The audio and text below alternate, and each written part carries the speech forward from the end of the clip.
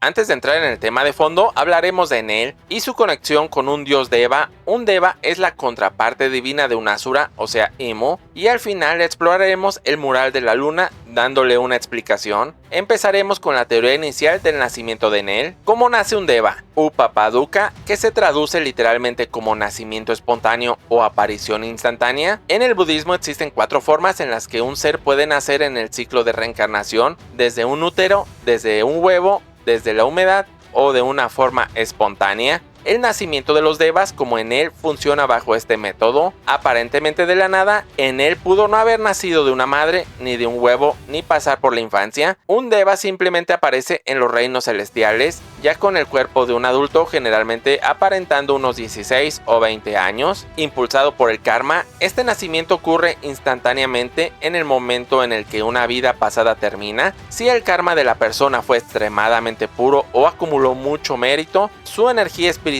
se materializa como un Deva y sin rastro físico previo aparecen sentados en tronos en palacios celestiales flotando en el aire, completamente formados y listos. Esto explicaría por qué Enel no tiene las alas, por qué su origen o su aparición no siguió las leyes biológicas de la isla. Justifica por qué se autoproclamó un dios en su mente si apareció de forma espontánea o diferente al resto. Sin padres conocidos, él se asumió como un ser superior que no pertenece a la raza de los mortales. La teoría viene siendo más o menos así. Enel llegó 6 años antes que Luffy a Skypiea. Enel es un dios joven que tiene cerca de 40 años en el anime. Él destruyó su isla llamada Birka antes de partir a Skypiea hace 6 años. Quiero juntar esta teoría del nacimiento de Enel a los sucesos de God Valley hace 38 años. Tras los sucesos de God Valley, una gran cantidad de karma bueno acumulado creó a Enel y su séquito en Birka tras la destrucción de esa isla. Por algo la isla se llamaba God Valley. Oda habló de Enel y Birka en el SBS volumen 73, pero no hay nada más que confirme si nació de bebé o simplemente se creó espontáneamente como mi teoría. Ahora bien, ¿qué cualidades de Enel tiene un Deva en la mitología? El perfil de Enel como un Deva en el budismo: los Devas son seres celestiales o dioses que viven en los reinos superiores llenos de gozo, luz y poder. Sin embargo, tiene 2 características clave que describen a Enel a la perfección: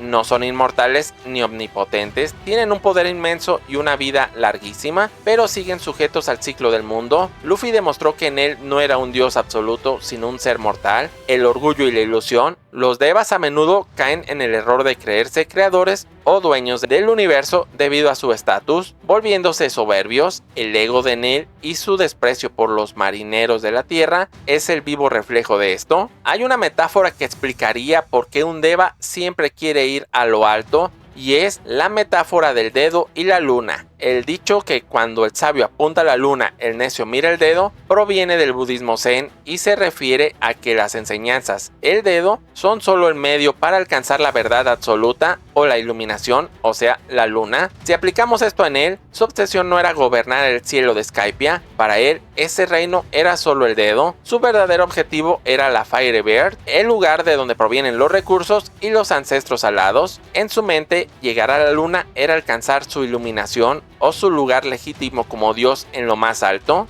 Fiel a su estilo, Oda mezcla mitología. Visualmente, Enel está inspirado en Raijin, pero su mentalidad, su desapego por el mundo terrenal y su viaje en el arca Matsin hacia un reino puro en la luna resuena por completo con la figura de un Deva budista obsesionado con la trascendencia. En el hinduismo, los Devas poseen una serie de facultades cósmicas y místicas conocidas de formas generales como siddhis, que son poderes espirituales o perfecciones. A diferencia de los dioses omnipotentes de las religiones, los Devas son solo seres de luz que controlan los elementos del universo y la mente. Estos seres comunes cuentan con una gama de poderes divinos y se dividen en 2 grandes categorías: las 8 grandes perfecciones. Estos son los poderes fundamentales sobre la materia y el espacio que la literatura atribuye a los Devas. Todas son muy poderosas, por eso creo que Oda no usó ninguna en un Deva tan imperfecto e irrespetuoso como Enel. Atributos de la naturaleza celestiales: los Devas tienen características físicas y biológicas debido a su alto nivel de karma. En estas características encontramos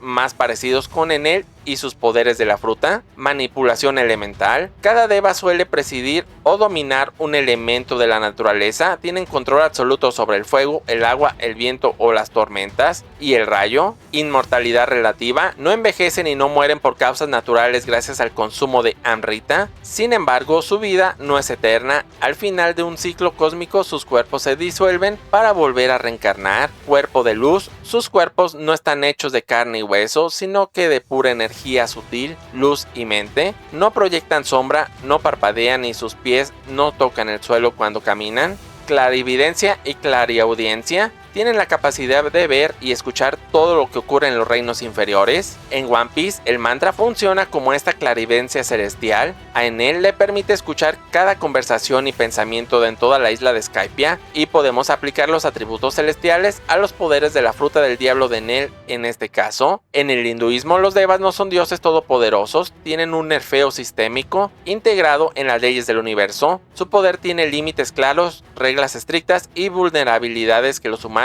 o los asuras suelen explotar. Entre ellas tenemos el nerfeo del orgullo, la ley de las maldiciones, vulnerabilidad a los asuras, el contador de energía y atados al orden cósmico. Existen formas de convertirse en un deva. Una de ellas, como vimos anteriormente, es acumulando karma, sacrificios rituales y ayudando al orden cósmico. La otra forma es con penitencias, meditaciones y ayunos, entre otras cosas. Los devas son la contraparte de los asuras, por lo cual ellos viven arriba del árbol sagrado. En los reinos celestiales existen elementos que mantienen y potencian la fuerza de los dioses, esto con el concepto de los árboles sagrados y las frutas del diablo en el anime. El árbol de los deseos. En el jardín del rey de los devas existe un árbol sagrado que concede instantáneamente cualquier cosa que se desee. Sin embargo, los devas no lo usan para volverse fuertes, sino para manifestar comodidades, joyas o palacios. El Amrita, como lo mencioné anteriormente, es el equivalente mitológico más cercano a una sustancia mística. Los devas y los asuras batieron el cielo del cosmos para obtenerlo. Al beberlo, los devas consiguieron su vitalidad eterna, juventud y una resistencia sobrehumana. Si dejasen de consumirlo o si un asura se los quita, se debilitan drásticamente. La diferencia de mentalidad. Los devas obtienen sus poderes como una consecuencia natural de su evolución espiritual. Su fuerza es el reflejo de su alineación con un orden cósmico, y por eso creo yo que Enel es la forma más débil que un deva pueda tener. Así finalizamos los detalles de Skypiea y entramos en la mini historia de la luna. La luna para Enel era el objetivo que un deva de alto nivel como él puede desear, y al tener esa meta está destinado a cumplirla. En la mini historia de Enel de la luna vemos lo siguiente. En la isla de Karakuri, la isla tecnológica donde nació Vegapunk, un anciano llamado Profesor Tsukimi está comiendo dangos con 4 pequeños robots autómatas que él mismo construyó. De repente ven una explosión en la luna. Del susto, el profesor se atraganta con un dango y muere. La palabra Karakuri se traduce literalmente como mecanismo, aparato o truco para burlarse, sorprender. Existen 3 tipos, pero el más conocido es el de la imagen. Tristes por la muerte de su creador, los 4 robots deciden ir a la luna a investigar la explosión y vengar al profesor. Para lograrlo, se amarran a globos de helio y flotan hacia el espacio exterior hasta llegar a la luna. Al aterrizar en la luna, los pequeños robots atacan a los piratas espaciales, pero los piratas los derrotan fácilmente. Justo en ese momento, Enel llega en su arca Maxim, ve a los piratas espaciales y al considerarlos una ofensa para su tierra sagrada, los fulmina a todos con sus rayos. De paso, también electrocuta a uno de los pequeños robots. La descarga eléctrica de Enel no destruye el robot, sino que lo recarga con energía. El robot guía a Enel hacia una gigantesca ciudad subterránea oculta. Al entrar, lanza un ataque masivo de electricidad que termina por reactivar los generadores de toda la ciudad milenaria y despierta a miles de robots antiguos idénticos a los de la Tierra. Al encenderse las luces, Enel ve los murales antiguos que muestran cómo los hombres alados y esos mismos robots vivían juntos en la luna. Al final, todos los robots se arrodillan ante Enel, coronándolo como el dios absoluto de la luna. Entonces es cuando vemos el mural de la luna, incontables historias y teorías se han contado acerca de este mural. Creo que el mural es literalmente de lo que dice y se resuelve con la siguiente lógica. ¿Por qué los piratas espaciales, aún teniendo naves espaciales, no llegan a la Tierra? Esto nos deja con dos afirmaciones. Si recibieron el ataque de Enel, significa que son seres biológicos, pero eso también indica que en el espacio hay piratería. Empezaremos con ¿por qué hay piratas en el espacio de One Piece? En el budismo, el samsara no se limita a un solo planeta o plano físico. Existen miles de mundos agrupados en sistemas donde las almas reencarnan según su karma. Si la antigua civilización alada de la luna poseía barcas voladoras, como aparece en el mural de Elbaf, el cielo y el espacio exterior no son un vacío, sino un océano de estrellas con sus propios reinos. El samsara es un ciclo de la vida,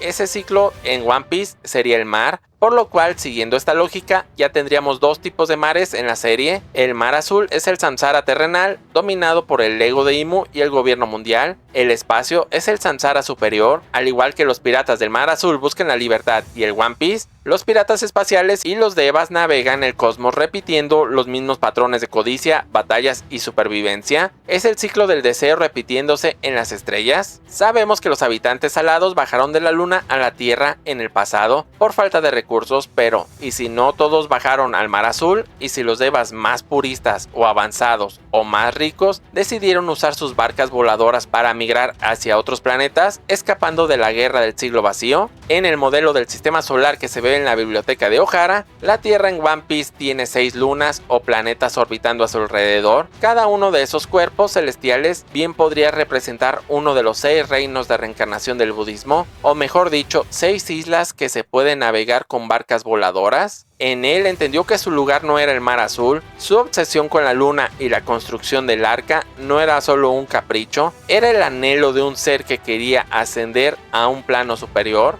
Al final de su viaje, en él no encuentra el mundo sagrado que buscaba, encuentra robots, ruinas antiguas y piratas espaciales. Oda nos está diciendo de forma sutil que cambiar de planeta no te libera del ciclo de la vida. Mientras exista el deseo, el apego y la guerra, el espacio exterior seguirá siendo el mismo ciclo de sufrimiento, solo que con barcos que navegan entre estrellas en lugar de olas. Ver el espacio como una extensión del mar le da una profundidad filosófica a la historia de la luna. Entonces, si el espacio en One Piece es otro lugar al cual se puede acceder y navegar, ¿qué es lo que impide que las personas entren o salgan de la Tierra? Y aquí es cuando el mural de la luna entra en acción. En el mural vemos 3 Lunarians con globos, una fábrica de autómatas en la luna y los 3 Lunarians tristes por no poder llegar a la luna. Pero hay algo más que nadie ha tratado de profundizar, y son las serpientes verdes con el halo amarillo a su alrededor. En primer lugar, traté de buscar un significado mexica en las serpientes, ya que en la cosmogonía antigua tenían un significado variado como leyenda, y encontré 3: la muralla de serpientes, la de la falda de serpientes y las serpientes de fuego y el amontonamiento cósmico, pero ninguna se adapta a lo que buscaba, porque aunque estas 3 trataran de tierra en movimiento o incluso barreras entre reinos, en el anime vemos que los autómatas o incluso en él lograron cruzar la tierra e ir a la luna, pero estos 3 del mural por alguna razón no pudieron, y además lloran porque no pueden.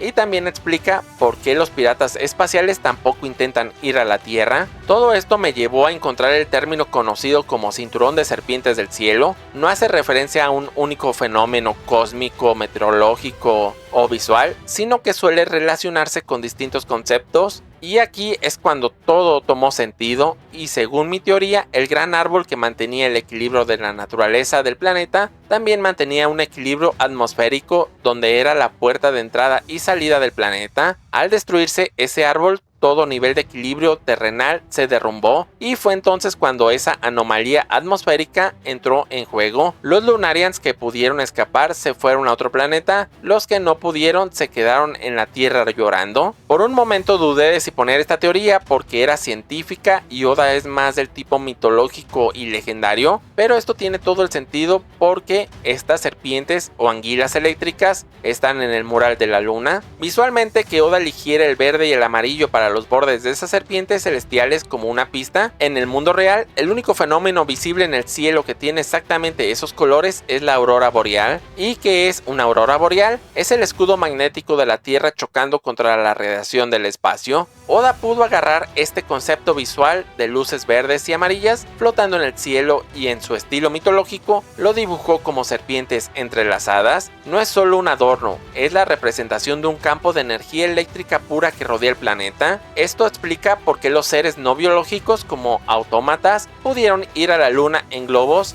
y los seres biológicos como los Lunarians no pueden salir del planeta, ni los piratas espaciales entrar a la Tierra. En él pudo porque su cuerpo era eléctrico, a él esa barrera superior eléctrica no le afecta en nada, aparte él iba solo en el Arca Maxim, pero queda otro eslabón por conectar que aparece en la imagen. Este extraño robot de un solo ojo podría ser la clave por la cual en él regrese a la Tierra, podría ser alguna especie de caja negra que guarde pruebas del siglo vacío de lo que pasó con el árbol y durante la guerra. En teoría esta máquina podría ser en el futuro la razón por la cual en él regrese a la Tierra buscando castigo divino con un ejército de autómatas contra las personas que destruyeron el árbol sagrado, impidiendo la entrada y salida de devas a la Tierra. Y ahí es cuando en él un deva estaría cara a cara contra Imo, un asura, que es su peor enemigo, y un enfrentamiento inevitable sucedería. Durante su enfrentamiento contra Luffy, en él era la versión más débil de un deva, y ya teniendo un objetivo más honorable como la destrucción de su peor enemigo por naturaleza, ese le daría un pequeño power up que aumentaría un poco más su poder. Y así es como conectamos la mitología de Enel con el mural de la luna, sin ir a historias intrincadas, solo juntando las pistas visuales que Oda ha dejado en su obra.